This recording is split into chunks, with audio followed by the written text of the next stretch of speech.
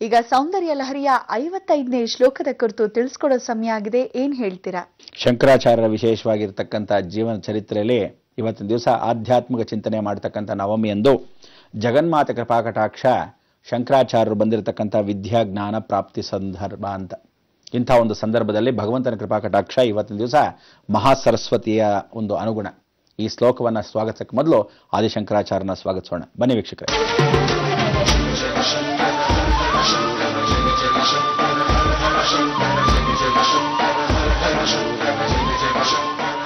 ನೋಡಿ, ಇವತ್ತಿನ ದಿವಸ ಪ್ರತಿಯೊಬ್ಬ ಮನುಷ್ಯ ಸಂಗೀತ ಪ್ರೇಮ ಅಂತ ಕರೀತಾರೆ, ಸಂಗೀತ ವಾಣಿ ಅಂತ ಕರೀತಾರೆ, ಕಾಯ ವಾಚ ಮನಸ್ಸ ಅಂತಾರೆ. ಮನಸ್ಸದಲ್ಲಿ ಹಾಡಿರತಕ್ಕಂಥ ವಿಚಾರಗಳನ್ನು ಸಂಗೀತದಲ್ಲಿ ನುಡಿಸ್ಬೇಕು ಅಂದರೆ ಎಷ್ಟು ಕಷ್ಟ, ಕಂಡು ಹಿಡಿದವರು ಎಷ್ಟು ವಿಶೇಷ. ಪ್ರತಿಯೊಬ್ಬರು ನಾವುಗಳು ನೀವುಗಳು ಕಚ್ಚಪಿ ಬೃಹತಿ ತಾರಂಗ ಅಂತ ಕರಿತೀವಿ. ಬೃಹತಿ ಕಚ್ಚಪಿ ತಾರಂಗದಲ್ಲಿ ಪ್ರತಿಯೊಬ್ಬ ಮನುಷ್ಯನಲ್ಲಿ ಒಂದೊಂದು ರೀತಿಯಾದ ವೀಣೆಗಳನ್ನು ಭಗವಂತನೇ ಸೃಷ್ಟಿ ಮಾಡಿ ಅಂಥ ಒಂದು ಅನುಗ್ರಹವನ್ನು ಕೊಟ್ಟಿರತಕ್ಕಂಥ ಮಹಾ ಸರಸ್ವತಿಯನ್ನು ಇವತ್ತು ನೆನೆಸ್ಕೋಬೇಕು. ಅವಳನ್ನ ಮಾತಂಗಿ ಅಂತ ಕೂಡ ಕರೀತಾರೆ. ಇವತ್ತಿನ ಶ್ಲೋಕದ ಅಧಿದೇವತೆ ಮಾತಂಗಿ. ಯಂ ಯಂ ಯಸ್ಮರಣೆ ಯಂ ಯಂ ಯಸ್ಮರಣೆ ಅಂತ ಹೇಳಿ ಮಂತ್ರ. ಯಂ ಯಂ ಯಸ್ಮರಣೆ ಯಂ ಯಂ ಯಸ್ಮರಣೆ ಅಂದರೆ ಯಥಾಶಕ್ತಿ ಸಾಗರಿ. ಸಾಗರದಲ್ಲಿರ್ತಕ್ಕಂಥ ಅಲೆಗಳನ್ನು ಯಾವತ್ತಾದರೂ ತಗೋಕೊಂಡು ಬರ್ಬೋದಾ? ಆ ಅಲೆಗಳು ಹೇಗೆ ಪರಿಪೂರ್ಣವಾಗಿ ಬರುತ್ತೋ, ಅಲೆಗಳಲ್ಲಿ ಶಬ್ದ ಬಂದರೆ ಎಷ್ಟು ಚೆನ್ನಾಗಿರುತ್ತೆ. ಸ್ವಲ್ಪ ನಿಧಾನವಾಗಿ ಕೂತ್ಕೊಂಡು ಯಾರೂ ಇಲ್ಲದೆ ಇರೋ ನಿಶಬ್ದ ವಾತಾವರಣದಲ್ಲಿ ನೋಡಿದಾಗ ಅದು ಕೂಡ ಓಮನಂತೆ. ಅದನ್ನ ಎಲ್ಲಿ ನೋಡ್ಬೋದು ಅಂತ ತಿರುಚೆಂದೂರು ಸಮುದ್ರ ಸುಬ್ರಹ್ಮಣ್ಯ ಸ್ವಾಮಿ ದೇವಸ್ಥಾನದಲ್ಲಿ ಆ ಕಿವಿಯನ್ನು ಕೊಟ್ಟು ನೋಡಿದಾಗ ಅಲ್ಲಿ ಅಲೆಗಳು ಹೇಗಿರುತ್ತೆ ಅಂತ ಗೊತ್ತಾಗತ್ತೆ. ರಾಮೇಶ್ವರ ತೀರದಲ್ಲಿ, ಸಮುದ್ರ ತೀರದಲ್ಲಿ, ಕೊನೆಯ ತುದಿ ಅಂಚಿನಲ್ಲಿ ಭಾರತ ದೇಶದಲ್ಲಿ ಆ ಬೆಟ್ಟದ ಮೇಲೆ ಇರೋ ಬಂಡೆ ಕಲ್ಲುಗಳ ಮೇಲೆ ಕೂತ್ಕೊಂಡಾಗ ಪಕ್ಷಿಗಳು ಸಾಯಂಕಾಲ ಹಾರ್ತಾ ಇರುತ್ತೆ, ಅಲೆಗಳು ಮಾತ್ರ ಇರುತ್ತೆ.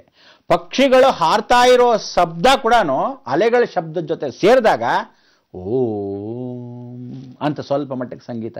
ಇಸೈ ತಾಳಂ ಅಂತ ಹೇಳಿ ಒಂದು ದೇವಸ್ಥಾನ, ಇಸೈ ತಾಳಂ ಅನ್ನೋ ದೇವಸ್ಥಾನದಲ್ಲಿ ತಿರುಜ್ಞಾನ ಸಂಬಂಧರ್ ತಾಯಿ ಜಗನ್ಮಾತೆಗೋಸ್ಕರ ಮಾಡಿರ್ತಕ್ಕಂಥ ಒಂದು ದೇವಾಲಯ. ಆ ಮಗು 3 ವರ್ಷದ ಮಗು ತಾಳ ಹಾಕ್ತಾ ಇದ್ದಾಗ ಅಯ್ಯೋ ಕೈ ನೋವತ್ತಲ್ಲ ಅಂತ ತಾಯಿ ಜಗನ್ಮಾತೆನೇ ಒಂದು ತಾಳವನ್ನು ಕೊಡ್ತಾಳೆ. ಅದು ಬಂಗಾರದ ತಾಳ.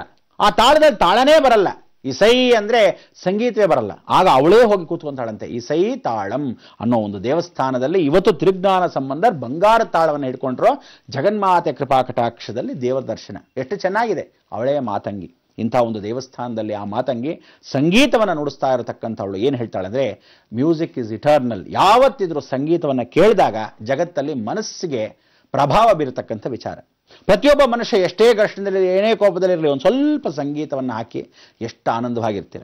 ಇವತ್ತಿನ ಆ ಫಲಾಫಲಗಳು ನಾವು ಮೆಚ್ಚಿಕೊಂಡಿರತಕ್ಕಂಥ ಒಂದು ಅನುಗ್ರಹ, ನಾವು ಹಾಕ್ಕೊಂಡಿರತಕ್ಕಂಥ ಒಂದು ಕೈಂಕರ್ಯ, ನಾವು ಅನ್ಕೊಂಡಿರೋದೆಲ್ಲ ಸಿದ್ಧಿ ಸಾಧನೆ ಆಗಬೇಕು ಅಂದರೆ ಇವತ್ತಿನ ದೇವಿಯನ್ನು ಸ್ಮರಣೆ ಮಾಡಬೇಕಂತೆ. ಅದಕ್ಕೆ ಯಾವತ್ತು ಮನಸ್ಸಿದ್ದರೆ ಮಾರ್ಗ ಅಂತ ಹೇಳ್ತೀವಲ್ಲ, ಆ ಮನಸ್ಸಿದ್ದರೆ ಮಾರ್ಗ ಅಂತ ವಿವೇಕಾನಂದ ಸ್ವಾಮಿಗಳು ಕೂಡ ರಾಕ್ ಮೆಮೋರಿಯಲ್ ಅಂದರೆ ವಿವೇಕಾನಂದ ರಾಕ್ ಮೆಮೋರಿಯಲ್ ಮೇಲೆ ಹೋಗಿ ಕೂತ್ಕೊಂಡ್ರಂತೆ. ಜ್ಞಾನವನ್ನು ಸಂಪಾದನೆ ಮಾಡ್ತಾ ಇದ್ದ ಸಮಯದಲ್ಲಿ ಕೊನೆ ಕಾಲವಂತೆ. ಅವತ್ತು ಅವರಿಗೆ 33 ವರ್ಷ. ಆ ಸಮಯಕ್ಕೆ ಕೂತಿದ್ದಾಗ ಜಗತ್ಪಿತಂ ಒಂದೇ ಪಾರ್ವತೀ ಪರಮೇಶ್ವರಂ, ಆ ಜಗನ್ಮಾತೆ ಕನ್ಯಾಕುಮಾರಿ ದರ್ಶನವಾಯಿತು. ಪಾದಾಭಿವಂದನಂ ಅಂತ ಹೇಳಿ ನಮಸ್ಕಾರ ಮಾಡಿಕೊಂಡ್ರು. ಅದಾದ ಮೇಲೆ ದೇವರ ದರ್ಶನ ಆದಮೇಲೆ ಕಾಲಾಯ ತಸ್ಮೈ ನಮಃ ಅವರ ಪುನರ್ಜನ್ಮವನ್ನು ಪರಿಪೂರ್ಣವಾಗಿ ಜ್ಞಾಪಿಸ್ಕೊಂಡ್ರು. ಮನಸ್ಸಿಗೆ ನೀವು ಮೆಚ್ಚಿದಂತೆ ನಡಿಬೇಕು ಅಂತ where there is a will there is a way ಅಂತ ಬರೆದಿರೋ ವಾಕ್ಯ ಏನಿದೆ ಅದನ್ನು ಇವತ್ತಿಗೂ ಜೀವಂತವಾಗಿರತಕ್ಕಂಥದ್ದೇ ಇಸೈ ತಾಳಂ ಅನ್ನೋ ಕ್ಷೇತ್ರದಲ್ಲಿ. ಇದನ್ನು ಹೇಗೆ ಎತ್ತ ಅಂತ ತೋರಿಸ್ಕೊಡ್ತೀನಿ. ಮೊದಲು ಸಂಗೀತದ ಜಾಗದಲ್ಲಿ ಈ ದೇವಿಯ ಸ್ತೋತ್ರವನ್ನು ನೋಡೋಣ. ಬನ್ನಿ ವೀಕ್ಷಕರೇ. ತವಾಪರ್ಣೆ ಕರುಣೆ ಜಪನಯನ ಪೈಶೂನ್ಯ ಚಕಿತ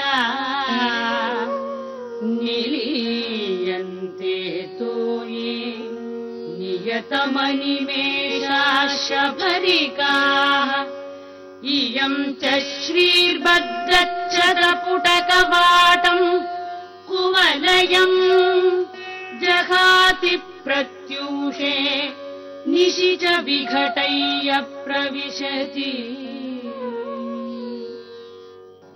ತವಾಪರ್ಣೆ ಕರುಣೆ ಜಪನಯನ ಪೈಶೂನ್ಯ ಚಕಿತ ನಿಲೀಯಂತೆ ತೋಯೇ ನಿಯತಮನಿಮೇಷಾಶಭರಿಕಾಃ इयं च श्रीर्भद्रच्छद पुटकवाटम् कुवलयम् जहाति प्रत्यूषे निशि च विघटय्य प्रविशति।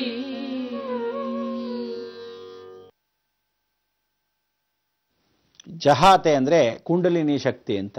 ಜಗನ್ಮಾತೆ ವೇಣೆಯನ್ನು ಉಟ್ಕೊಂಡಾಗ ಕರ್ಣ ಅಂದರೆ ಕಿವಿಗಳನ್ನು ಬಹಳ ಶ್ರವಣದಿಂದ ಜಪಾತೆ, ಆ ಜಪಗಳನ್ನು ಹೇಳಬೇಕಾದ್ರೆ, ದೇವರ ಮಂತ್ರಗಳನ್ನ ಹೇಳಬೇಕಾದ್ರೆ ಶ್ರುತಿ ಪಕ್ಕದಲ್ಲಿರ್ಬೇಕಂತೆ. ಸಾಧಾರಣವಾಗಿ ಅದಕ್ಕೆ ಸಂಗೀತದವರು ಆಲಾಪನೆ ಮಾಡಬೇಕಾದ್ರೆ ಶ್ರುತಿ ಪೆಟ್ಟಿಗೆ ಪಕ್ಕದಲ್ಲೇ ಇಟ್ಕೊಂಡಿರ್ತಾರೆ.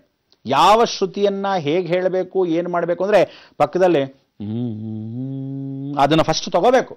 ಆ ತಗೊಳ್ತಕ್ಕಂಥ ಅವಕಾಶವನ್ನು ನೀವು ಅಷ್ಟೇ 1 ನಿಮಿಷ ಮೌನದಲ್ಲಿದ್ದರೆ ಆ ಸ್ವರಗಳು ನಿಮಗೇ ಕೇಳತ್ತಂತೆ. ಅದಕ್ಕೆ ನೀವೇನು ಮಾತಾಡ್ತೀರಾ, ಏನು ಮಾಡ್ತಿರೋ, ಹೇಗೆ ಮಾಡ್ತಿರೋ ಗೊತ್ತಿಲ್ಲ, ಮೌನಂ ಸಮ್ಮತಿ ಲಕ್ಷಣಂ.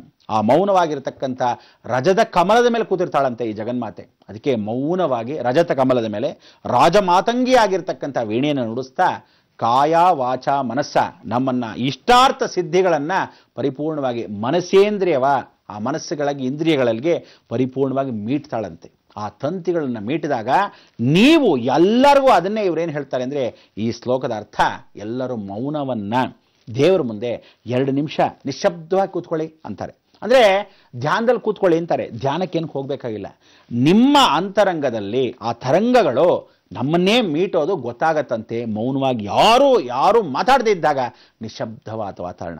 ಅದಕ್ಕೆ ಕೆಲವರು ಸಮುದ್ರ ಹತ್ರ ಹೋಗ್ತಾರೆ, ಕೆಲವರು ವಿಶೇಷವಾಗಿ ಅಲೆಗಳ ಹತ್ರ, ನದಿಗಳ ಹತ್ರ ಹೋಗ್ತಾರೆ. ಪ್ರಕೃತಿಯ ವಾತಾವರಣ ಅಂತ ನಿಶ್ಶಬ್ದ ವಾತಾವರಣ, ಬೆಟ್ಟದ ಕೆಳಗೆ ಹೋಗಿ ತೆಪ್ಪಳ ಕೂತಿರ್ತಾರೆ.